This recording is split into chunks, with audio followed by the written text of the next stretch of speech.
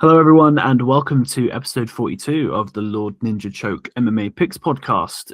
It is 2026. We are in a new year, and we are all excited to finally get back to looking at some UFC fights. It's been a long hiatus, as it always is, between the end of one year and the start of a new.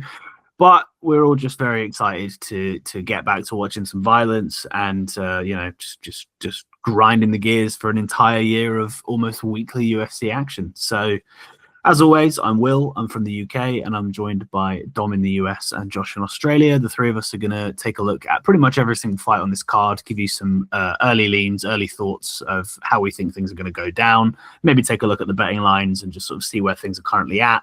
But yeah, let's crack on, go top to bottom. So we're starting off with the main event, which is a interim lightweight championship bout between Justin Gaethje and Paddy Pimblett, who obviously is a UK representative, which is the nation that myself and Dom are both from. So it's interesting to see a UK guy getting a title shot. Most people look at this and go, Jesus, how did Paddy actually get here? But some may remember that I did predict that he would get a title shot, possibly undeservedly, after beating Michael Chandler, because the UFC love the guy. They are massive fans of Paddy Pimblett. They bought into his stock. They bought what he was selling from his very first fight. I think he fought Luigi Vendramini in his debut, I think it was. And boy, that one was crazy. Those two were swinging. And that was where the Scousers don't get knocked out quote came from, I think. And ever since then, people have just been really intrigued by him. I like to think of him as like the comedy version of Conor McGregor. He's a loudmouth. He's got a great style. He's obviously from the United Kingdom. And yeah, he's what can you say? He's a guy that people love to hate. But looking at his record as we've got on screen there, I would be lying if I said that this was a justified opportunity to fight for a belt. Like, yes, it's a great win streak he's on, but I think the caliber of opposition really does highlight that favoritism is what we have to call it from the UFC. They did everything they could to make sure that the Paddy Express kept on rolling. They gave him favorable matchups. You know, he has a Brazilian Jiu-Jitsu base, so going up against someone like Jordan Levitt in a UK scene at UFC London, where like the vibes were really going off, they just grew his stock at every opportunity. They gave him Tony Ferguson, who at the point was, incredibly washed and just a gimme fight for anybody. Bobby Green, also kind of honestly in the same description as Tony Ferguson. Yes, King Green is competitive, but he's also just a big name who is a shell of his former self. And then Michael Chandler, the exact same description fits him there. It just feels like the UFC just snowballed Paddy's hype by giving him the lowest hanging fruit they possibly could at every available opportunity. And honestly, from a business perspective, a masterstroke of like career management, like fair play to them. It is crazy. And you know what the funny thing is? He fights Justin Gaethje here. Justin Gaethje, who every single time I see a quote from the guy leading up to this fight, he's talking about retirement. He's talking about, I don't know, man, if I get knocked out once more, that's it. I can't do it anymore. He's been knocked out, pretty brutally by Max Holloway. Maybe that wasn't his last fight, but like very recently. And we know Gaethje, we know his style. He's chaotic, he's a brawler, but he has his flaws, and a lot of his flaws are in the grappling department, which, lo and behold, is Paddy Pimblett's greatest strength. Durability wise, if this does turn into a slugfest, as I said as well, Paddy Pimblett is perfectly happy fighting in the fire like that because apparently Scousers don't get knocked out. So I just feel like, for this being an interim title fight, of all the guys in the top five, the UFC will have looked at it and gone, we'd really want Paddy Pimblett to get the belt around him. Who's the easiest low-hanging fruit we can give you? Justin Gaethje. Does anyone really believe Justin Gaethje should be fighting for the belt? I don't think so, especially not when you have guys like Arman Tsarukyan knocking around. So to me, this feels like a business move. They've said, here you go, Paddy. The stage is set. The red carpet's been rolled out. Just go out there and get the win. And I think he will. I think he is diverse enough, and he is better than the haters probably give him credit for. And I think he goes out there and he does business. And we somehow, in this crazy world that we live in, we see Paddy Pimblett with a UFC belt around his waist. Anybody care to disagree with that one, or are we all fully hyped up for Paddy Pimblett? I'm gonna disagree, but hesitantly. So, like, I'm not gonna disagree with any confidence because I do think that Gaethje is going to make Paddy wish he wasn't in the cage with him, so to speak. I like Paddy. I don't have any qualms with him. You know, if I did, then I am obviously an idiot. But I feel like in this case, as Will said during the start of that breakdown, Paddy's rise to this occasion has been pretty iffy. I mean, he's fought cans and like out of date, expired fighters. You know, uh, I just feel like with all of those asterisks to Paddy's wins, I do think that Gaethje is gonna, you know, show up and show out. Really, he's going to make Paddy his bitch. In the most nicest way of saying that. So, um, I have been off of the Paddy hype train ever since his debut. I have seen gaps in his game that I arrogantly always see. You know, like whenever my friend always asks me, "What about Paddy?" I'm always like, "Yeah, but this, but that." You know, I make up excuses. I think that for me, Paddy is one win away from me joining that hype train. And if he can get a win against Gaethje, then that's going to be huge. But I have already said a few times now that I think Gaethje is going to be too much for him. So that's going to be my prediction, my pick. What about you, Dom? Yeah, I think this is a tough one to call. You know, only in the sense that all the things you've both mentioned are variables that are kind of spanners in the works. So with Gaethje, you know, it's the age thing. See on screen here, he's 37 years old, right? Time waits for no man. He's as pointed out by Will, he's been knocked out a couple of times brutally. It wasn't just the Max Holloway one; it was also the head kick.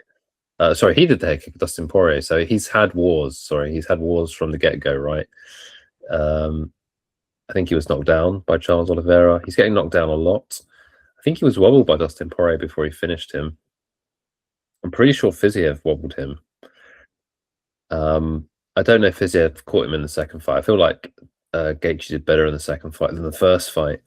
The good thing about Gaethje is he's been active, so he has fought in March of last year, so it's not that long since his last fight. I think when you get older and you don't have any fights, I think that can sometimes be a bit hard to predict. I think we know what we're going to get from Gaethje. He's going to be in Paddy's face. He's not going to be too worried about the takedown. I think he's going to be able to defend it initially, and I think Paddy's going to have to be opportunistic. I think the problem that I have in picking Justin Gaethje to win here is just, yeah, like Will said, his weakness tends to be on the ground. He's been choked out, you know, a number of times, admittedly by the best of the best. I think that's, you know, Khabib and Charles Oliveira. So do we think Paddy's on a level with them? Perhaps not. It's just he keeps getting it done. You know, it's hard for me. I think this is a very hard fight to cap. Paddy has been getting the favoritism. You know, well, when you said that, I was like, yeah, you know what? It just reminded me that when he had his so the Vendramini fight, that was in Las Vegas, right? So fair enough. He had his debut in Las Vegas, but then a lot of them are in the UK. Vargas, Levitt.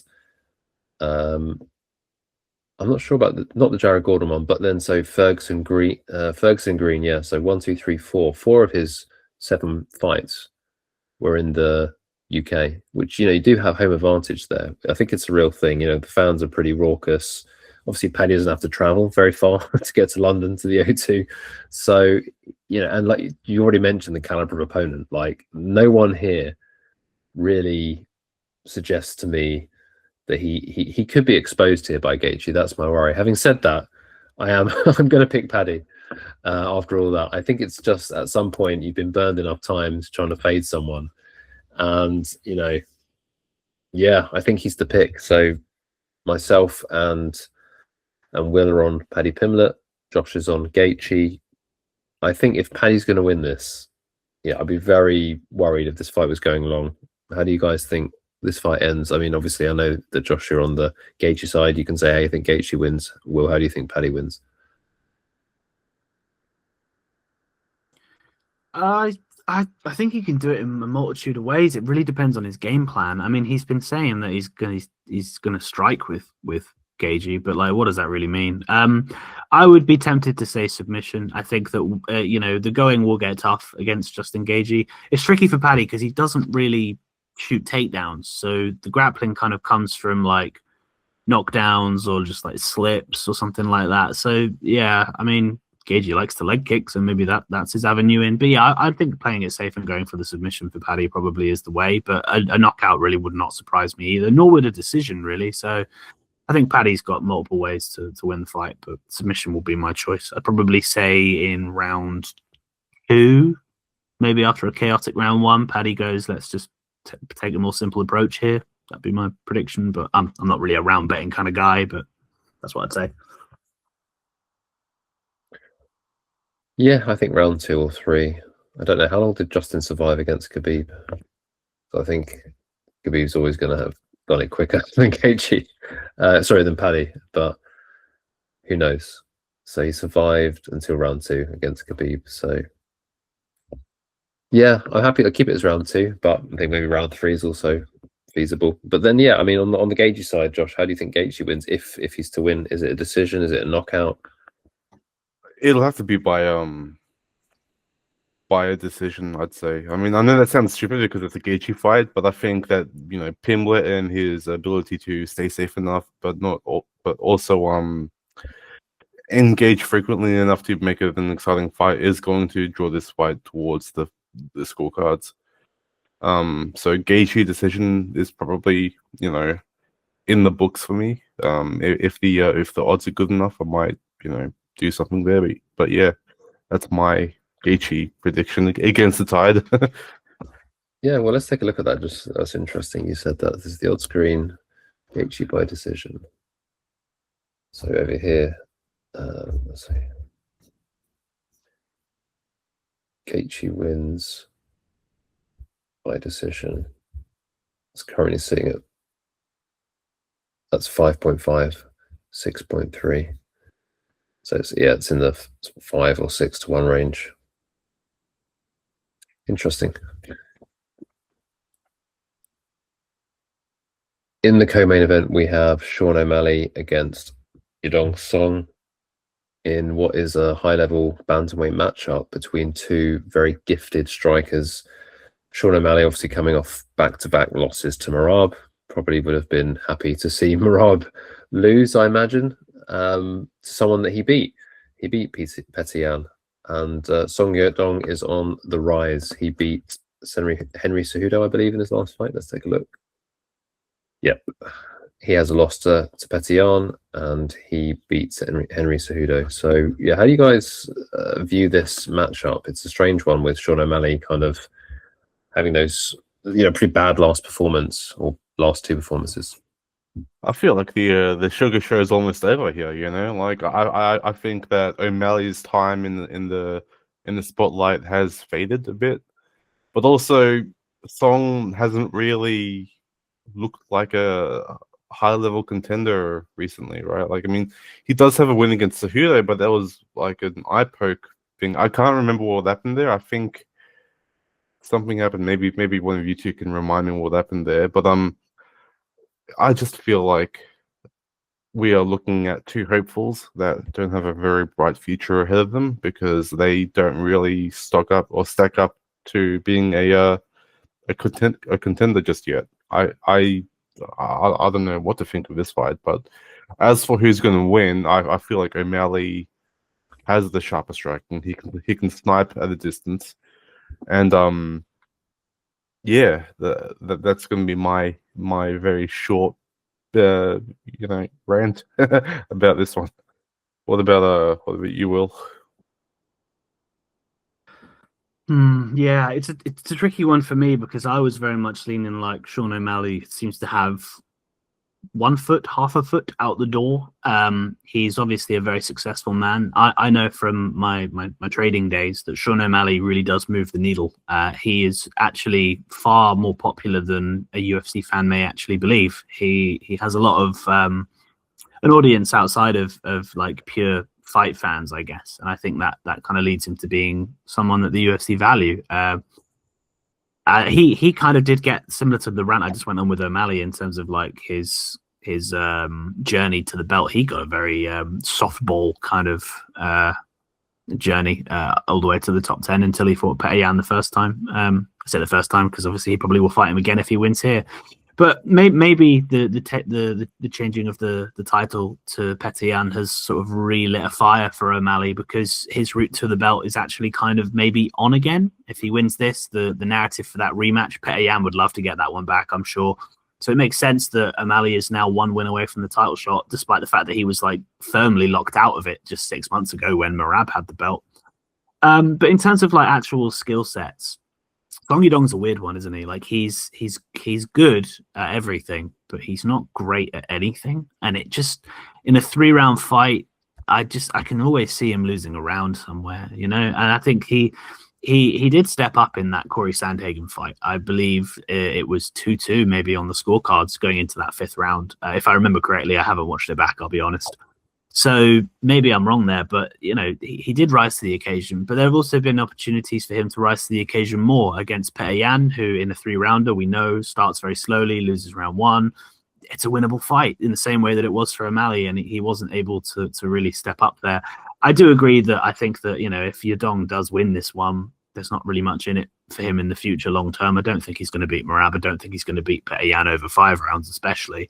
So yeah, I don't really know how this one goes down. I think in terms of striking ability, O'Malley is the better like kickboxer for 15 minutes, but I think that Yadong's probably got enough to mix it up that he could sprinkle in some wrestling and grappling if he wanted to. I'm more interested in whether or not this fight goes the distance or not, because I was able to get fight goes the distance at -175, I think, which really appealed to me. I think that both men, well, not so much Song Yadong doesn't really have much finishing ability. Sean O'Malley is the harder hitter of the two of them, but it doesn't really put a stamp on fights in the same way higher up the division. And Yadong's very durable. So I see this one going the distance across 15 minutes. So yeah, that's kind of more of an angle I'm looking at for this one. So if you wanted to bet, that's my one personally. But I guess I will pick Song Yadong for the upset, just because I think he's got more adaptability if the fight kind of gets away from him on the feet. But yeah, and there's question marks surrounding O'Malley as well, I think. So yeah, I no real confidence in terms of a pick for me, but I guess I will go towards the underdog in Song Yadong. Dom, how about you? What have you got for this one? Yes, I mean, the first thing to acknowledge is that I do think that all things being equal, because you never really know someone's mental state. Obviously, if we get some really useful information, we might know how Sean O'Malley is really feeling or thinking. He's saying a lot of odd stuff, you know, mentioning retirement, like quitting if he loses this. It's all not stuff you really want to hear if you're on his side. But I think he should be the favourite, because I mean, if you look at the pure stats perspective, just to start with, you know, obviously he's got a fantastic number of wins in the UFC, as does Song Yadong, but his output is very good. He's got the reach advantage here. He's got the height advantage here. So he's got, in terms of reach, he's got 5 inches of reach, 3 inches of height, and then, you know, significant strikes landed per minute is higher than Song's. So he's got the volume. But I think that the key thing really is you know, it's these 2 losses that we've already mentioned, and what that has done to him, because, you know, the first loss wasn't so bad. I mean, he'd made it in his head that it was competitive, but the second loss was very disappointing, and there was really it was unequivocal. You know, he got beat badly. So I think he's been struggling with that, and I think that Song is live for the upset, but only for the reason that he has some grappling in his arsenal. He's going to need a lot more than he's displayed previously.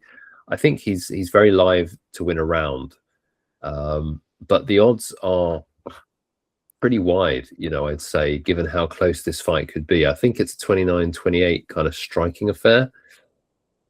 you know, and when it comes down to the judges, as you mentioned, you're already expecting it to go to the judges' will, which I think is a decent bet. You know, then you really want to be sitting on someone who's at plus 200 if they're reading out a split decision scorecard. I think this is a split decision. It wouldn't surprise me if O'Malley, due to his popularity, even sways the decision. He got the decision against Petillon, which was a robbery, by the way. You know, you need to rewatch that fight, and I mean, I can see why you can make a case for Sean O'Malley winning the Petillon fight, but I mean, there's very few people thought he actually won it. Thought maybe he won a round, but you know, you could even make a case that Petillon unanimously won that fight, like 3-0. So I don't even know if Sean O'Malley really wants the rematch with Petillon, because I think Petillon would systematically destroy Sean O'Malley over 5 rounds, as he was probably going to do in that fight had it extended. So yeah, long story short, I do think that Song Yadong can win this fight. It is more of a play on the odds being so wide. I think that it's close. I think it's closer than the odds would indicate.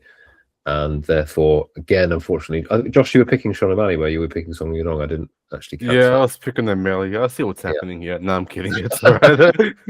Yeah, we're going against you again here. Decision, I'd say, right? I think that's probably how it's going to go. Yeah, we'll see what kind of mental state Sean O'Malley is in, because that is the key thing, really. Because if Song Yadong somehow manages to get Sean O'Malley to the mat, which is much easier said than done, you know, there is this kind of theory, I guess, we've seen it before in the last fight, that he just sort of gives up. He really just gave up against Merab. It was really, yeah, not what you want to see from a fighter you're backing. So, Song decision, but yeah, he's keeping an eye on O'Malley, I think, right? Well, yeah, I would definitely agree with that. okay, perfect. Let's go on to the third fight of the evening. Maybe Josh, you want to start us off with Waldo Cortes Acosta against Derrick Lewis? Yeah, so Cortes Acosta has had a really interesting rise in the division. He has come off a win against Pavlovich in China, I believe, and he's now coming off a win against no, hang on a second. Lost to Pavlovich. Okay, yeah, my bad. All right, let me correct myself there. He won against Leah in that eye poke counter win, whatever thing it was, comeback win, and then he defeated Gaethje, which is a pretty interesting name to win against, and he's now fighting Derrick Lewis, who is very much someone who has fought cans for the past couple of fights. His win against Talison Teixeira has not really increased his stock too much, because it was a weird win. But also, when you think of Derrick Lewis, you know what to expect almost, right? You expect just punches to be thrown, or him to fake out a belly strike, or a stomach strike, or whatever, right? To end the yap and to end the random ramble that I'm going through, because my mind is turned off halfway. Lewis is very much on his way out.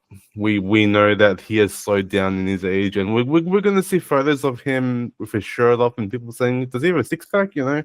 And he doesn't, because the only six-pack he has is a six-pack of beer, probably. But I think that we're going to see a changing of the guard here, where Waldo doesn't really knock Lewis out, but wins via decision. I see in the predictions that about 76% of people picking Cortes Acosta think that he's going to win by KO. I feel like that's likely, but ultimately, I don't think that Lewis is that easy to knock out, even though Cortes Acosta has that power. I think we're going to be seeing a tit for tat fight, because obviously Cortes Acosta is very close to being a contender, and Lewis has that knockout threat. So I think we're going to see a jab fest going on here. Yeah. So my pick personally is Cortes Acosta, but you can't doubt Lewis here. Well, you can. I'll allow it, but you also can't. So yeah, my pick is going to be Salsa Boy. What about you, Will? Yeah, you summarized it perfectly. It's a classic case with Derrick Lewis, isn't it? You always look at it and think, he's probably not going to be able to pull this one off. But he works in mysterious ways. I mean, I was famously on an island trying to preach that against that Talson Teixeira fella that Derrick Lewis fought last time, and he just did a typical Derrick Lewis thing. The one fight that this really reminds me of is Derrick Lewis's fight with Alexander Volkov from back in the day. If anyone was betting on the UFC back then and had a bet on Alexander Volkov, you'll know exactly what I'm talking about. The range, the minute winning, the jabs, the straight shots, it seemed very much like Volkov was just going to ping Lewis at distance for 15 minutes. And for about 14 and a half minutes, he did exactly that. And he looked very dominant. And I think Volkov was like minus 125. And I was feeling great about that bet. With about 30 seconds left, Derrick Lewis finally landed something. And all it took was that one punch for the entire dynamic to shift. And Volkov got finished with about 20 seconds left in the fight. The same thing can happen to Waldo here. I mean, Waldo looks quite durable, but I don't think anyone's durability holds up against an actual clean shot from Derrick Lewis. So if Lewis lands it, he can win it. But I think Waldo will play it safe, will be patient, will respect that power, just use the distance. He may even sprinkle in some grappling. We saw him do it against Rebellis de Spain, which was a rare demonstration of fight IQ at heavyweight. So yeah, I think Waldo looks like the guy you should expect to win. I think he's around minus 300 at the moment, which makes a lot of sense to me. I think anyone campaigning for a Derrick Lewis win here, it's wishful thinking. It's definitely plausible, but it's wishful thinking. So you got to pick Cortes Acosta, but from a betting perspective at minus 300, don't go crazy on it because it's so not unlike Derrick Lewis to pull a shock win out of his arse. So yeah. Cortes Acosta's got to be the pick. Decision, yeah, probably, but I mean, he could finish him as well. Waldo's kind of tricky like that, isn't he? He sometimes looks like an absolute beast of a finisher, sometimes looks like a minute winner. So probably decision makes sense because I think respecting Lewis's power would be very sensible. So yeah, Cortes Acosta decision sounds good to me. Yeah, I really don't have anything to add, just to say that I remember the Talison Teixeira fight for the wrong reasons. I was on the Talison side, and he wasn't the sharpest tool in the box. He did actually hurt Derrick, and they just went in for the kill and got caught, got overexcited. He's a young man, he'll learn. I think there's promise for Teixeira, but I think that, as you already mentioned, I think Waldo Cortes Acosta is too smart here. I think he's going to use his jab and keep Derrick Lewis at range. Yes, Lewis is always dangerous, so it's going to be, he's going to be at risk up until the end of the fight. So yeah, I think that mixing in a takedown would be a smart thing to do. I'll be interested to see if he does that, because obviously that consumes energy. He's not a grappler, he's a baseball player by background. So yeah, definitely think Cortes Acosta gets it done. But yeah, Lewis, you can never, as you say, Josh, count him out. Right, what have we got next up on the card after this? We have Arnold Allen against John Silva. Yeah, so this is a great fight, I think, and I completely understand why the odds at the moment are very much in favor of John Silva. He's sitting around minus 235, it's like 1.4, and I think actually wider than this now, isn't it? I think that you can find Arnold Allen at like plus 220, 3.2 or above. And Arnold Allen, up until recently, had been fighting quite regularly, I think, if I'm not mistaken. Let's take a look at his record. But he hasn't fought very recent. In fact, he hasn't fought very frequently of late. So he fought Gaethje. That was in 2024. Okay, so he didn't have a fight in 2025. Do you guys know why he didn't fight in 25? That's strange. I think he might have been injured. I think that was the case. Yeah, I think so. I think he was. His losses are only to really good fighters. He's lost to Evloev. He lost to Max Holloway.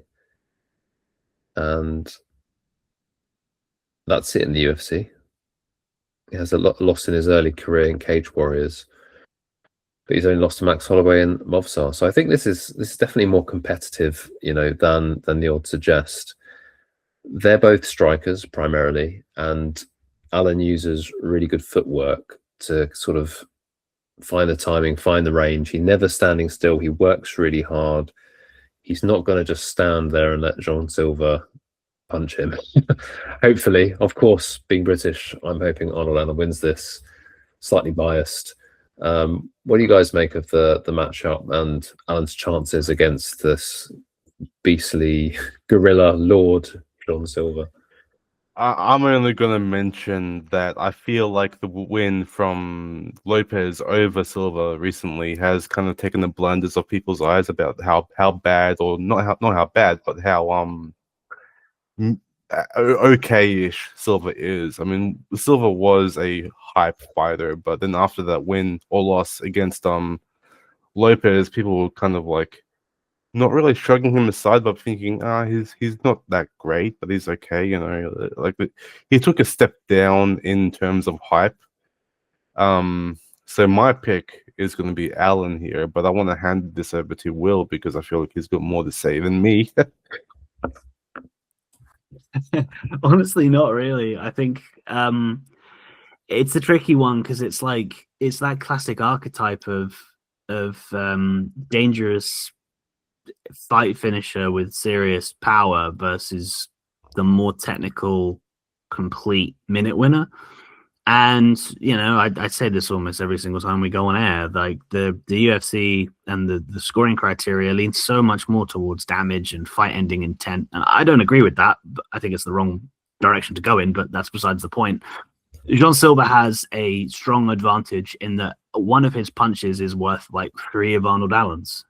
Simple enough. And I know it doesn't quite work out that way, but like if Jean Silva lands something clean, crowd are going to get really hyped up and excited. He's going to start barking. He's going to march forward, and Allen's going to look kind of, you know, just a little bit feeble, sort of, you know, taking that punishment. And even if he sits behind a jab and he starts working in some, you know, leg kicks, etc., Arnold Allen just doesn't do anything threatening on the feet. And I think, therefore, he's going to have to fight a very perfect fight to get the win here. He's going to have to do all of that work whilst also not letting Jean Silva land anything clean and sort of like enticing on him in return. And given the way Jean Silva fights and the pressure that he puts his opponents under, I just think that that's a tall ask. It's not an impossible ask, and Arnold Allen could very much show levels here, but Jean Silva is, he understands the assignment, as they say, and that being the scoring criteria. And, you know, and the thing is, even if he doesn't end up going the distance, he's probably the one finding a finish. He's almost certainly the one finding a finish here. So I think when you think about all the ways this fight can go down, whilst I do respect Arnold Allen and the money line looks wide at a glance, it's quite hard to imagine him winning a fight in a replicatable way, like if they fought 100 times, if that makes sense. So Jean Silva would be the pick for me. I think he wins the decision. I don't think he'll finish Arnold Allen, but I just think he'll just put him under so much pressure and do some damage along the way. So yeah, Jean Silva's the pick for me. Yeah, I mean, interestingly, this is another fight which is, you know, in a similar sort of range, price range as Song Yadong and Sean O'Malley. And despite the fact that the stats are actually much more closer in this fight, I'm actually sort of leaning Song as a better dog than Allen. I think you summarized it very well, Will, in terms of like fight ending intent. Arnold Allen is not a finisher by any means. But you know what he does have in his stats here, because look, the height, the reach is similar. The age is similar. They're both around 30, 32. What we have is more defensive responsibility that we see with Arnold Allen. So the defense at 61% and the strikes absorbed at 2.88. It's not surprising, is it, that Jean Silva is landing like 4.7 significant strikes per minute, but he's also absorbing 4.7 significant strikes per minute. He's reckless and he fights in a way which can be capitalized upon. Unfortunately, Arnold Allen's not really the power puncher to capitalize. So, like, I completely agree with what you said. He needs to fight a very good fight for 15 minutes. I mean, Arnold Allen's got great takedown defense. I don't expect Jean Silva to shoot any takedowns necessarily, depending on how the fight goes. He may, just like Arnold Allen, can also mix in takedowns. But I think this is a striking fight, and I think it's one where Arnold Allen needs to mind his P's and Q's, but he can definitely win using footwork. If Jean Silva overreaches, oversteps into the pocket, Arnold Allen can crack and will punish Jean Silva. He won't look as good doing it. Like you said, the crowd is going to get excited for Jean Silva, but I think Arnold Allen is extremely live here. I think he's being overlooked by the majority of the public. I'm picking on Alan to win this fight. I think he's another good dog. Yeah, so Josh and I are aligned on this one. Will you're going with Silva? I think unquestionably we don't need to discuss the method. It's most likely a decision. Of course, I think, you know.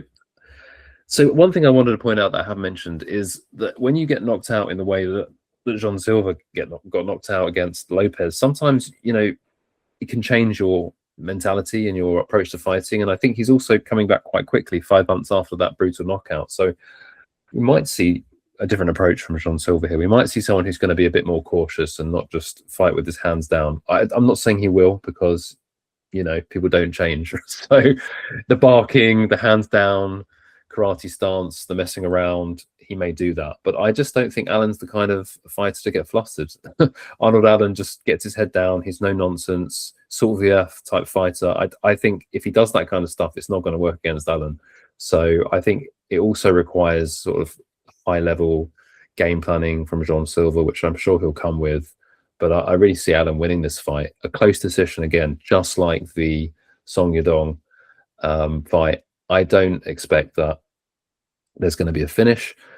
I think it is a 29-28 type of fight. And in that situation, I want to be holding the plus 250 ticket, whatever it is. So, yeah, give me Allen by decision. Josh, any other method of victory you want to consider here? Sorry, what was that? I missed the last part. Oh, are you okay with decision, or do you think that Allen can stop? Yeah, Until... I absolutely okay with the decision, yeah. Awesome. So we're making some good progress. Let's get to the next fight. Okay, it's women's MMA, so we need our women's MMA resident expert. Then Will, please give us your thoughts on Natalia Silva against Rose Namajunas. I don't know if you saw my 2025 stats, but I don't know if I get that title anymore. It was a rough year. Anyway, yeah, I think this one's pretty easy, isn't it, really? Like, Rose Namajunas is respected. She's had a very long career now in the UFC, and a high-level one at that. The switch to flyweight in the last couple of years has been interesting. She has kind of shown herself to clearly still be operating against a relative level of opposition. I'd say people who are ranked, 10 and below in the division. Your Tracy Cortez's, your Miranda Mavericks, your Amanda Hebas's, as you can see on the record there. But there's a real caliber difference where all those L's are. Manon Fiorot, Erin Blanchfield, both two girls in the top 5. And I think that trend continues here. Natalia Silva is very, very good. She just knows how to command the fight. She knows how to stay in control and make the opponent fight her fight. And that is one that is very distance management based, very footwork heavy, very in and out, making sure that she's landing and the opponent is not landing on her. And if you think that you're going to try plan B because plan A is not working for you and take her down, she's got elite takedown defense. It's very, very good. I saw how good it was on the regional scene. I bet her was plus 200 against Jasmine Jasudavicius in her debut for that reason alone, and she stuffed everything, more or less. So, yeah, I think it's a pretty easy one. It's going to be one of those women's MMA fights where not a whole lot happens, but I think that Natalia Silva does enough to demonstrate herself as head and shoulders better just simply by winning the hit and don't get hit way of doing things. I mean, she's minus 400 here, and she's like, the fight's like, I don't know, minus 700 or something to go the distance. So I don't really know what you could do with this from a betting perspective, but from a pure pick, I think Natalia Silva by decision is a pretty easy open goal. So yeah, any disagreements, I'd be surprised if anyone does, but yeah, take it away. No, you pretty much nailed it on the head right there.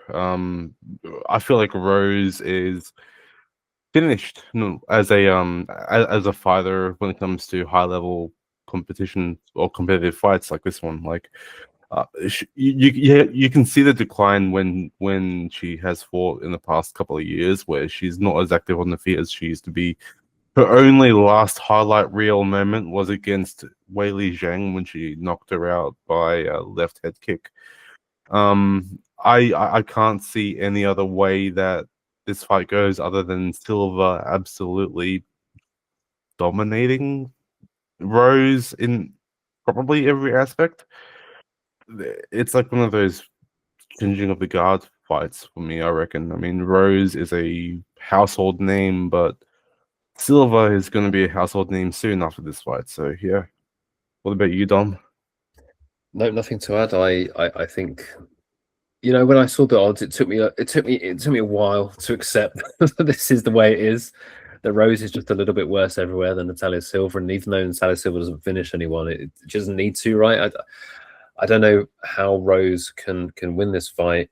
I think she might have success. She might be able to win a round, and that might call into question a minus 400 price tag. But really, I think it's pretty speculative. So I think a round, maybe Rose could win a round using her jab, maybe mixing in a takedown. Like if she gets a takedown and holds Silva down somehow, that would be one way to win a round. But I think, on the feet, she's going to get kicked and punched a lot more. The volume of Silva is good. The counter punching, she's lightning fast. Like you say, she manages range really well. She doesn't get caught. She's beaten high level opposition. No one's tested her. So it's a question of, can Rose test her or not? The odds suggest that Rose can't test her. I would be interested in looking at the plus 3.5. You know me, I'm always looking for an angle. You said, what's the angle? Well, they haven't lined the Rose win to win a round. I'm not saying I would take that. I imagine it's going to be plus 150, plus 200. That would be the only thing to consider here, because I think Silva's the side. The next fight we have, Will, I believe you've been looking into Krylov against Bukauskas. So what can you tell us about this one? I haven't looked into it myself. Well, looked into, maybe not quite so much, but it's just been the most interesting one from the line movement perspective. Modestas Bukauskas opened up at like minus 225, and he is now at minus 150 or something around that line, that region. So that's like a whole like 10% shift. That's pretty crazy. That's more than that. I think it's like 10%, 12% shift, quite a lot. And the reason for it really is it's a step up in competition. Modestas Bukauskas has been plugging away since he's come back to the UFC, doing a really good job, just looking good from like a minute winning perspective in a division of low IQ finishers. And he deserves respect for the way that he's bounced back after that awful injury that he got against Khalil Roundtree ages ago. And I think there's the making of a good fighter there. Not necessarily maybe a fringe top 15 guy, but no one is going to like make waves and win the belt. But there's a lot to like about his game from like a trustworthy perspective. That's pretty decent, isn't it? That win streak, that's 4 wins on the trot and 1 loss in the middle there. But aside from that, he's looking really good. I had no idea the odds had changed this much, to be honest. I think this is this has got my attention now. So I see why it's got your attention as well. Like, I was not interested in Bukauskas at minus 200, but I thought he should win. So what's your take on? He's looked pretty good recently. Yeah, he definitely has done. And I think the thing is, it all depends on Nikita Krylov. I'm somebody who has faded Nikita Krylov in his last 2 fights, and he's looked like shit because he is primarily a grappler who likes a bit of a brawl. I mean, barely any of his fights go the distance, as you can see on his overall record. But for some reason, he just didn't show up looking to wrestle in his last fight, and in the fight before that he didn't either. I mean, he was quite clearly the inferior striker to both Guskov and Reyes. If you had a brain, you would think, I am the grappler here, I will grapple, and he just didn't, and he got knocked out in round 1 in both of those fights. 2 bad losses, and I don't know how old he is, but like he's had a very long career, so like those are not going to help him in like the longevity conversation. So, what's going on with Krylov? Why is he not fighting the way he should be? And if he does come out here and decides to be an idiot again and strike with Modestas Bukauskas, I think he's the inferior striker again, and I think he loses that fight. And the question is whether or not he plugs his brain in. If he plugs his brain in, sure, he'll grapple him. And if we see the Nikita Krylov that's been a ranked fighter for many, many years, then should Modestas Bukauskas be minus 225? Absolutely not. But there's a lot of ifs and buts there, and the proof is in the pudding. The last 2 fights, he's just looked like an idiot. He's walked headfirst into his path to losing, and I think he probably does the same thing here. Also, Bukauskas doesn't have a wrestling and grappling weakness as far as we know. I don't think we've seen a whole lot of it, but like, there's nothing to say that Nikita Krylov can even get him to the mat if he tries to. So yeah, to me, it just seems like a fight where quite obviously Bukauskas is the guy you would expect to win. And that minus 225, I circled like Bukauskas as a name that I was intrigued by before the odds dropped. And when it came out that it was minus 225, I was like, that's disappointing, but fair. So I wasn't going to bet on it because I didn't think it was value, but I didn't think that Krylov was like, wow, what a shocking line. And I know that a lot of like big bettors in the space have put a fair bit of money on lucrative. That's the name, lucrative. Yeah, lucrative has bet him as far as I know. I just didn't want to name drop him, but I just accidentally did. So yeah, lucrative's bet him as far as I know, and that's kind of led to a big shift in the odds, as is often the case with a guy with that profile. I think the opportunity is there. The door's wide open for now a buy low spot on Modestas Bukauskas. There's no way he should be only given a 58% chance of winning this fight. I think that the minus 225 made a bit of sense. I think there's value on the Lithuanian British guy. I think that's what his nationalities are. But yeah, Bukauskas for me, I think should be the guy that everyone should be picking. I don't think there's any way Nikita Krylov should be given 45-ish% chance to win this fight, in my humble opinion. So Bukauskas is the side for me, and probably going to be a bet once I figure it all out. Yeah, I like it. I especially like the fact that he's got good takedown defense. I don't know who. Because, I mean, maybe Krylov goes back to the grappling. That would be the concern. But I don't think we've really seen Modestas grappled that much. I mean, he managed to keep it standing with Paul Craig and finish him brutally. He didn't get taken down by Kutalaba, which is interesting. That was a stand-up fight. Yeah, he knocked out Sakara. He beat Praknio. He's looked really good recently, you know. And his physique has notably improved as well, I must add. Like, in his first run... yeah, it was really uninspiring, wasn't it? But not bad losses to Crew. Crew's not a bad fighter. Roundtree's not a bad fighter. Yeah, I don't know why people are loving Krylov so much. To me, to be honest, the criticism that I have of Bukauskas really is he doesn't throw much sometimes. He doesn't have great fight IQ. You know what we've seen of him in previous fights, not in the recent run. You know, the Petrino, that wasn't a good look. The Petrino loss, he was just running away, then he just got, you know, chinned. It happens. So all of his main mistakes were made when he was a lot younger. How old is he now? But like, he's like 30 now, so this was like 5 years ago. So yeah, I was definitely thinking he was a side, but I wasn't thinking he was trustworthy enough for minus 200. But like minus 130, I mean, it's probably worth something. I've got to be honest. I do like.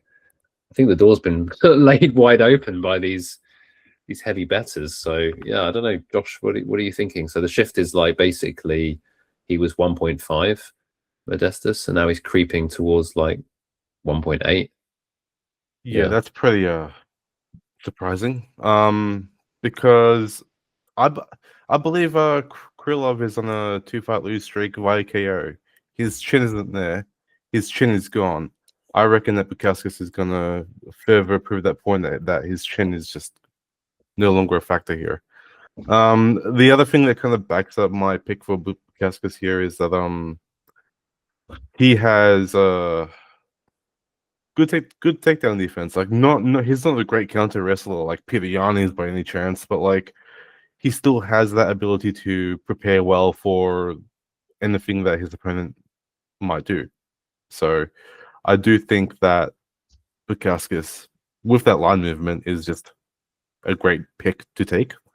So yeah, I am on Bukauskas. I will predict maybe a first round KO, and that's the end of that chapter. Nice. Yeah, I wonder if the thing I'm thinking about now is like when to take it. Like, is it going to keep moving, or do you think this steam is coming in? But I think most people, if they wiki cap it, they'll look at and they'll be like, "What? This is great value." Like, you know, I mean, the public doesn't usually do stuff like that, but they might start.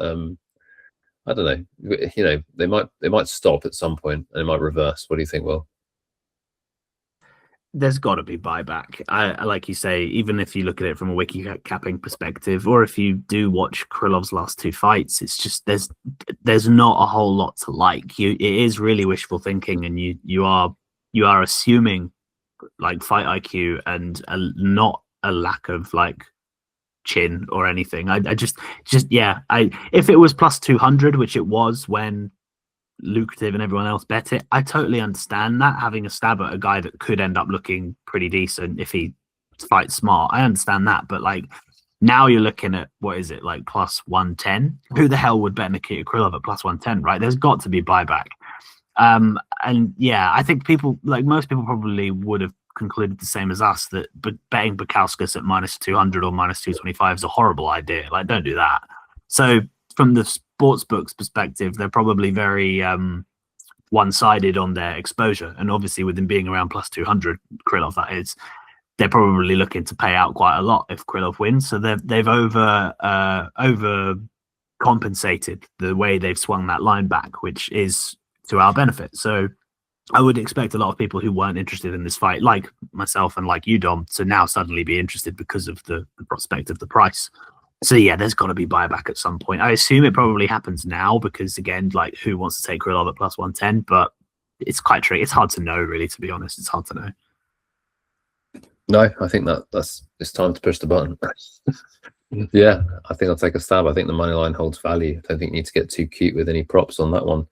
So that's good early research, or at least thinking. I will look into a bit of tape, see if I can find some takedown defense, but the stat is high. Let's keep this show on the road. Let's keep rolling. Next up, we have, well, let's just straight to the pick here. Shouldn't have even gone to this page. Yeah. What do you want to say about this? I'm going to say it's disrespectful. The odds are disrespectful. A 10-1 Figgy, even if you think he's washed, he is a former champion. We've seen Umar dropped, multiple fights. I know it was my bad. I took the plus 3.5 Bautista against Umar, but I thought that bet was pretty good, especially when he dropped him. But I think it's testament to Nurmagomedov that even on the rounds that he gets dropped in, he wins that round. So, being the bigger man with his wrestling, I don't think minus whatever 2,000 makes any sense in a fist fight. I don't know how you could play this for any value whatsoever unless you're going to play the Deiveson Figueiredo side. I'm picking Nurmagomedov, and I imagine that Will and Josh are picking Nurmagomedov. But I just want to interrupt for a second. I apologize, but did you say minus 2,000 for Nurmagomedov? Is that he was definitely at some point minus 2,000? Okay. Yeah. Is this fight taking place in Abu Dhabi by any chance, or what's happening here? Because those odds are effed. So that's silly. It's so bad. Look at that, man. That's terrible. You gotta give an ex-champion a shot here at least. I mean, I know that I said that Figgy is a bit old and all that stuff in the last episode, but at those odds, at minus 1,500, I can't really agree with that too much. I reckon it's going to be a lot closer than that. Sure. I do think Umar's going to win, but give Figgy a chance, man. I mean, at 10-1, I don't know. It's I feel obligated to sprinkle something on it, just because, yeah, something random could occur. It could be an injury, just fall on his face. There's lots of stuff that could happen. Will, I guess you're not going to push back on the pick of Nurmagomedov, but how do you think the fight plays out? I mean, there might be value in something like the over, because I don't think Nurmagomedov is just combined his first name, Numar. Do you think Numar is going to finish Figgy? That's good. I wish we all called him Numar. That's great. I don't know. I think that for me, I again did my research before the line came out and wrote way too much in my Reddit breakdown, thinking that because Figgy won his last fight, maybe the books would get lazy and they might give us a minus 400 on Umar. But no, they did not do that. You just have to watch the Corey Sandhagen fight that was recent for Figueiredo, and I know it ended via injury, but he was getting used as a mop for the octagon floor, and Umar will easily do the same thing. Whether or not he finishes it, I mean, Figgy was active off his back, rolling for a lot of leg locks and stuff. He was keeping himself agile. He was moving around, and I guess that would probably stop Umar from setting up submissions and like, you know, set up shop, I guess. So maybe, but I mean, I don't know what the odds are on like the length of the fight, but that's got to be the only thing you can consider playing because yeah, Numar, these odds is absolutely crazy. I won't be taking the stab on Figgy though, that much is for sure. Because I mentioned that Montel Jackson fight. Like Figgy only won that fight because Montel Jackson couldn't be bothered to win it. That's literally it. Like Figgy didn't even look good there. He just somehow found himself winning and was like, oh, okay, I guess I'll try. So yeah, I was hoping that the Figgy fade would be a little bit more insidious here, but yeah, he's going to get another L. I think it's pretty obvious. So yeah, I guess decision. I guess that probably makes sense. I mean, Figgy doesn't really get submitted too often. Who knows? Are you okay with decision, Josh? What do you think?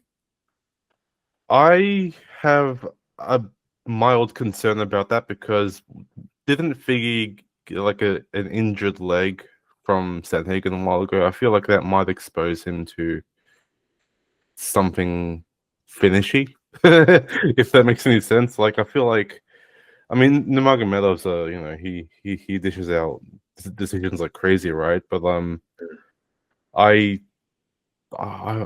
might go against you two. I mean, keep a decision, but like I personally think that there could be a ground and pound TKO round 2 or 3. Okay. Yeah. Well, I didn't actually have a strong lean, but let's leave its decision. And this one's going to probably even be shorter, right, guys?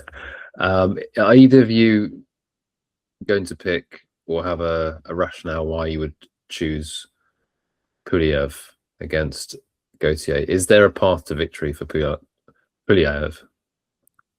I'll say his name. I mean, I am drawing complete blanks on who Pulyaev even is. I feel like he made his debut last year, and that's about it. I might be completely wrong, but I do know who Gautier is, and I think that he could probably get the KO. So that's my very simplistic breakdown and prediction. Yeah. Pulaev's a weird one because, like, I don't think he's like the worst fighter the UFC's ever seen, and the betting odds here kind of indicate that he's not UFC level. He's hardly like Weston Wilson level or whatever. I mean, he did win his last fight. He did get kind of outclassed by Christian Leroy Duncan, but didn't get finished, and you know that's something, I suppose. Yeah, pretty foregone conclusion. Gautier probably should just annihilate him and finish him probably early. I think there's still questions to be asked about Gautier in that he's had so much success and done it so quickly for the most part that like, what's your man's cardio like? Can he compete 15 minutes if he can't knock his guy out? Like I mean, look at that photo. Like, it tells you pretty much everything you need to know about the way he fights. And like historically, there's always been that narrative, hasn't there, with fighters that they come in, they obliterate absolutely everybody. But then what happens when you can't do that anymore? I mean, yeah, round 1, round 2, round 1. Like, do you know what I mean? Like, it's pretty obvious.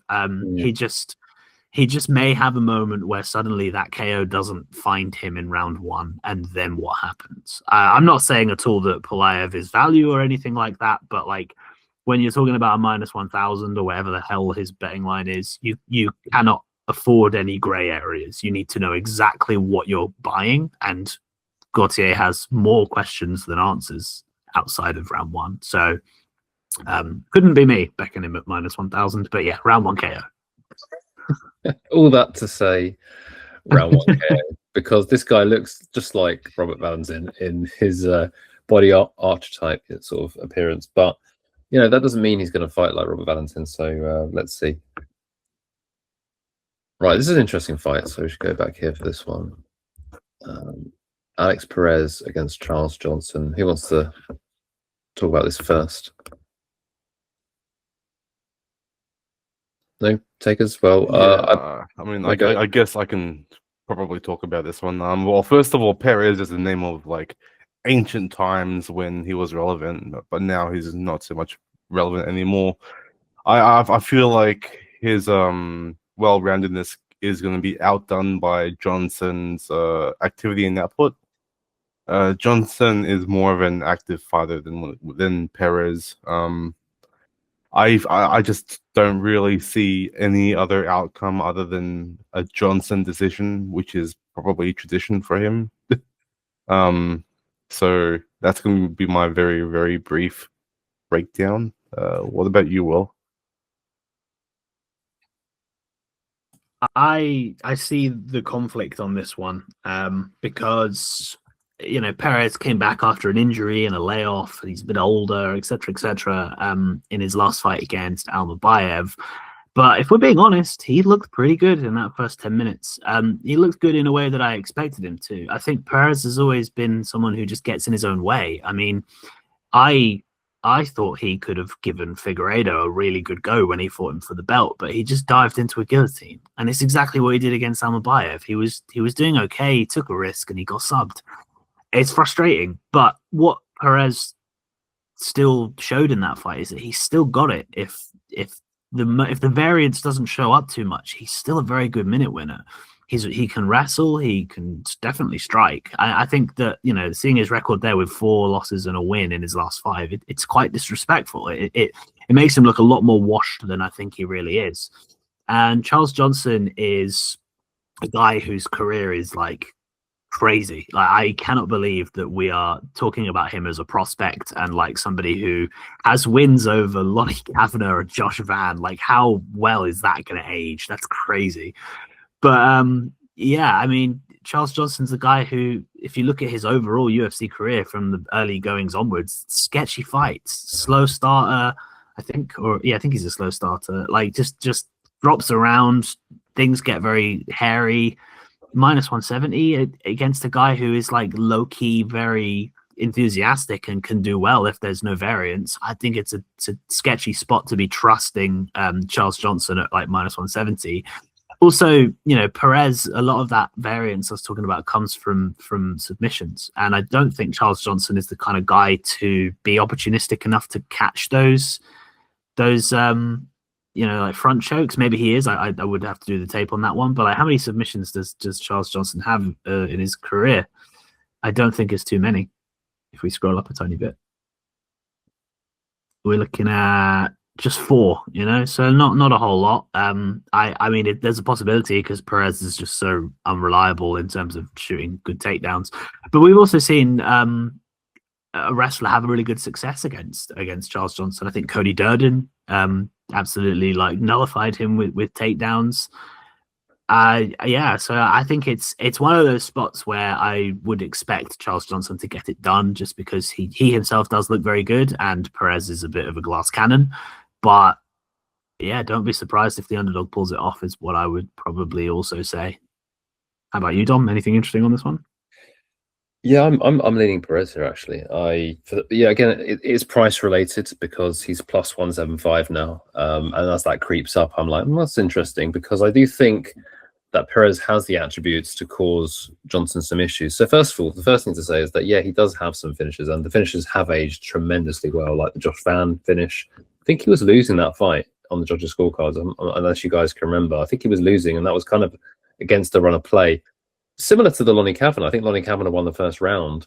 I think that Johnson was building into the fight, though. Like you said, he does drop the first round. He always drops the first round. So that's never something you really want to be betting on, is a guy who drops the first round. Durden won all 3 rounds and controlled Johnson. Ode Osborne got takedowns. Estevan got takedowns. Makayev got takedowns. So what's the theme? The theme is if you take him down, you can get some control time. But the thing is, I don't even know if Perez necessarily needs to take him down. I think the boxing, yes, Johnson's longer, rangier. He's good on the feet, but I think Perez is, people are, like you say, sleeping on Perez. Like he is elite. If you look at his early career, so yeah, he's in a bit of a hole at the moment. So, but the hole is coming against very good fighters: Tatsuro Taira, Makayev, Pantoja.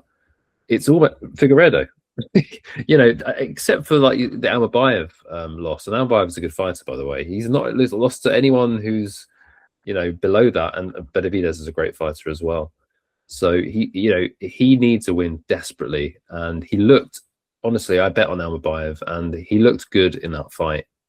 It was a close fight. It wasn't like he was dominating Almabayev, but it felt like a 1-1 fight going into the third, and he made like you say, an error that he seems to always do, and I don't know if it's a mental thing, but I think I'll probably end up taking a punt here on Perez because again, I think it's a decision fight, and I think it's just it's one of those ones. Unless I'm actually, I prefer Song and I prefer Allen, but if I was going to take a dog, I think Perez is my third choice kind of dog. So yeah, I didn't actually.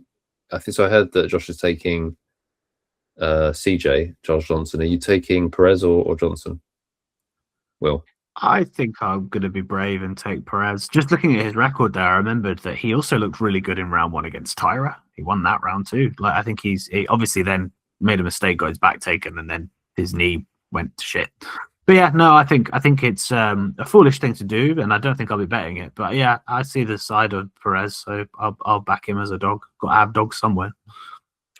Yeah, I mean, he's younger as well, because I mean, I think Josh or yourself mentioned the age, and I mean, that doesn't mean a lot because obviously it's wear and tear on the body that counts. I think Perez has, definitely displayed he has the wear and tear, long absence, and so forth. So yeah, I think Charles Johnson's a young 35 and Alex Perez is an old 33. But I think Alex Perez has demonstrated that he wants to get that win. I don't think he's not going to stop fighting until he gets that win. So yeah, we'll see how it goes. I do think it's bettable. Maybe plus 175 is not as good value as other dogs, but I think if it gets much higher, plus 180, plus 185, I think this is a decision fight. And I don't think Charles Johnson is going to finish Alex Perez because just the reason you said, he has no submissions in the UFC. Perez is a good boxer. He's got decent movement. I'd be surprised if Charles Johnson finishes Alex Perez via knockout. But a first sub for Charles Johnson, that could definitely happen based upon the history of Alex Perez. So yeah, maybe it's not one that you want to bet on as keenly as others. But yeah, it's a dog pick here. Let's move swiftly on. Unless Josh, you have anything else to say? I was just going to point out that Johnson's got a 4.5-inch reach advantage and all that stuff, so that's going to play into his favor. I totally forgot about that until now. Yes, he does. He does have the reach advantage. He's got good volume as well. So yeah, those are things that Alex Perez will have to overcome for sure. I think we're just going to do Hokit and Freeman, and then Johnson and Hernandez, and end it there.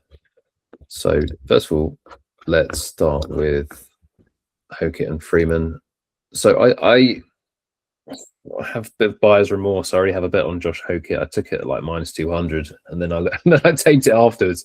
Don't ask me why. Just one of those ones where I kind of got the impression that he was, not from his antics on the mic or anything, just from talking to people. I got the impression that he was, really, really going to have a lot of advantages here in this matchup against Freeman. But when you look into the tape, honestly, Freeman has the skill set to nullify Josh Hokit. Josh Hokit is a wrestler. He has very good ground and pound. If you look at his record, he finishes a lot of his opponents early. He's got the swagger as well. Obviously, you saw him with the glasses and the bandana there. He's good on the mic.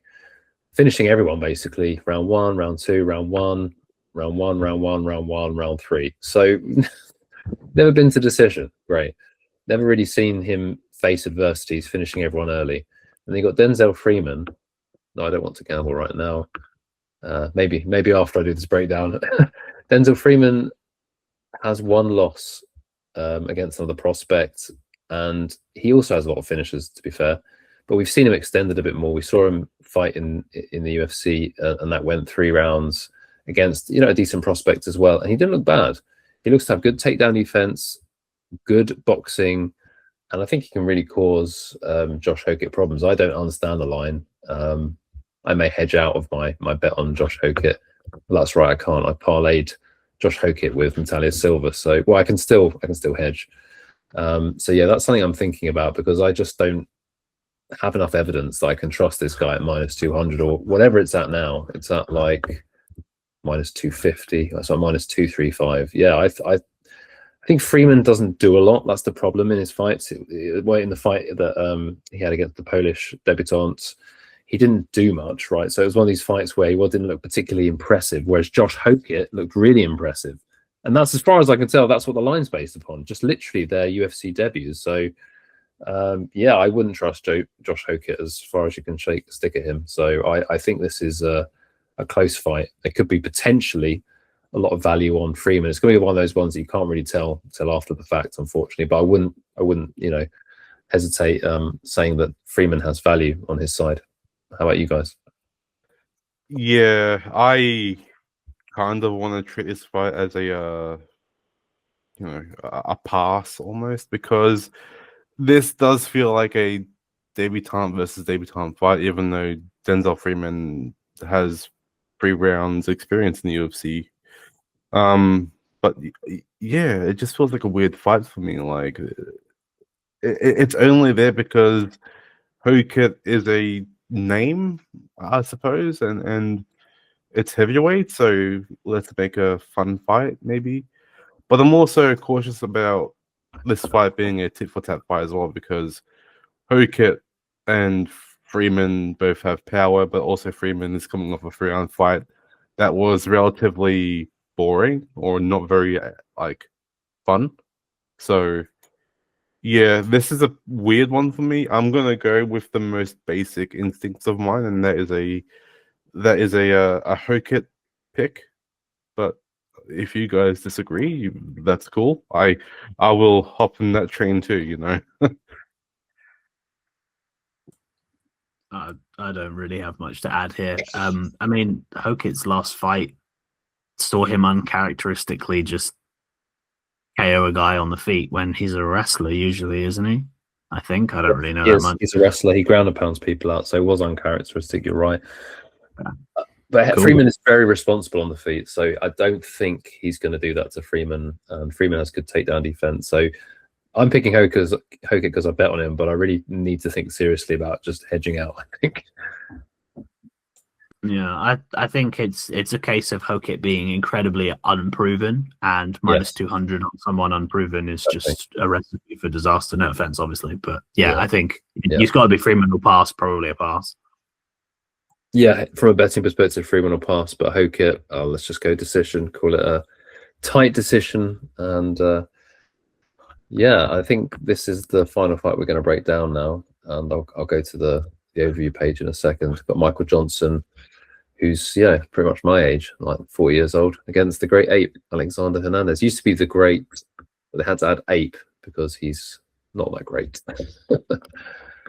Let's go to the overview page, and I think, Will, you've looked into this a bit, haven't you? So, yes, sir. I have a bet on Michael Johnson at plus 188. The line's moved a little bit. He's now like plus 160, I think, but I still think that's really good value. It's one of those things I don't want to have to say all out loud, because Michael Johnson's nearly 40 and is incredibly untrustworthy, and here I am advocating him. But like, I've always had a hater relationship with Alexander Hernandez. I just don't rate the guy that much.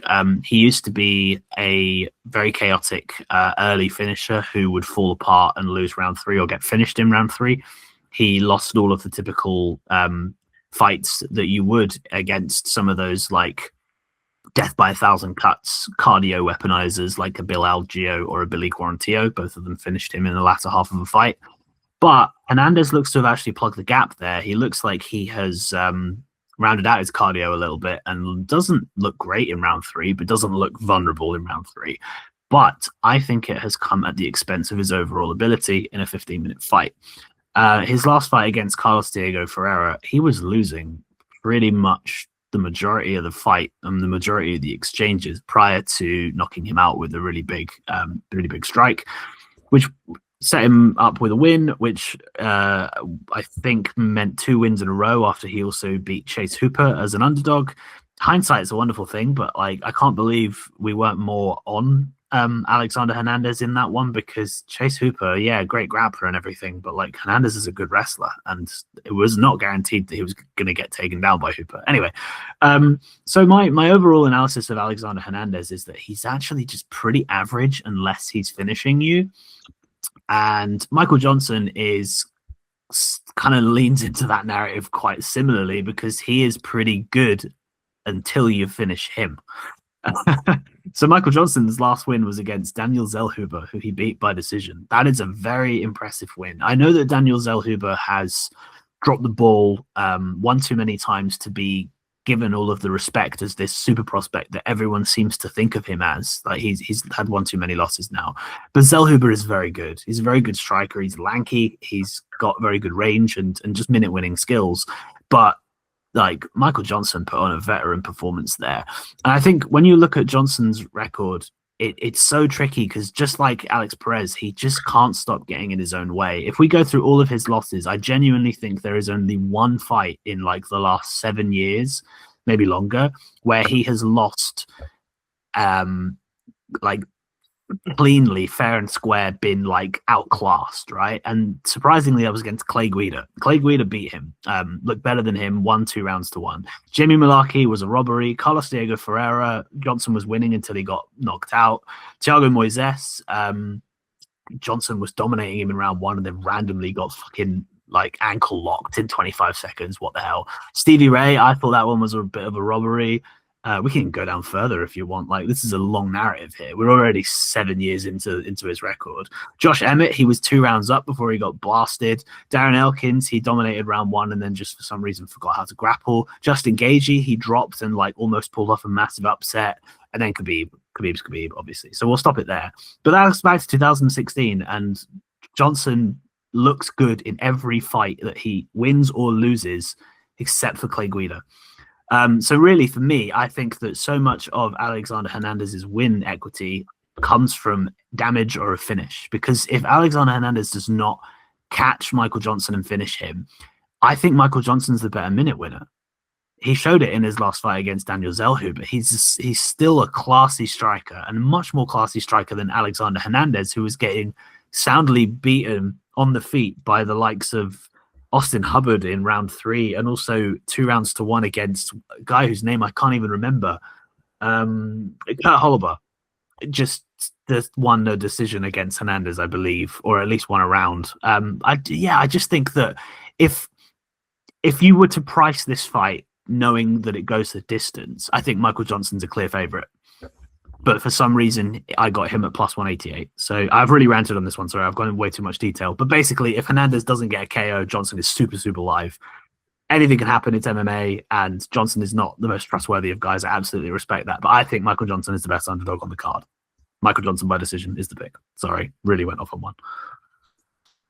No, it's good to hear the analysis, and I don't disagree with it. The only thing I'd say is, but yeah, Hernandez has been losing until he's been winning, and I think Michael Johnson has been finished quite a few times. So that would be, like you say, the concern. If it was decision only outcome, he would be the favourite. So I think you just have to be nervous until the bell gets there, because Hernandez has been showing that ability to just have that laser precision and patience as well. Like patience, not to just rush in, and just to trust yourself a bit more. He's on a 4-fight win streak as well, and he seems like a very confidence-based fighter. So I think he's quite live. And he doesn't look great in round 3, but yeah, miraculously fixed his cardio. He's gone up a weight class and miraculously fixed his cardio. So yeah, I do think he's going to be quite dangerous throughout the fight. And I could see it being a close decision. And I do think Hernandez can win a close decision if he employs grappling. That's the other thing. Like I think that it's hard to take MJ down. I think he's got great defense, but if it's timed well and he gets it down, it can punctuate around. Yeah, I'm not sure on this one, to be honest. I think Josh, what do you think? I was drawing blanks until Will spoke, and then I'm like, yeah, it makes sense. So pretty much whatever Will said covers pretty much everything that was going to be in my mind. So yeah, I'm on Johnson's side. Yeah. Okay, I mean, I probably was leaning Hernandez, but if you're both on, well, you've got a bet on, and Josh, you're leaning Johnson, then we'll go Johnson. You said decision. Yeah, we've picked a lot of dogs, so we should probably just review them. So we've got Johnson as a dog. We have, recommended Freeman as dog or pass. We've got Perez as dog. We took Gautier. We took Nurmagomedov.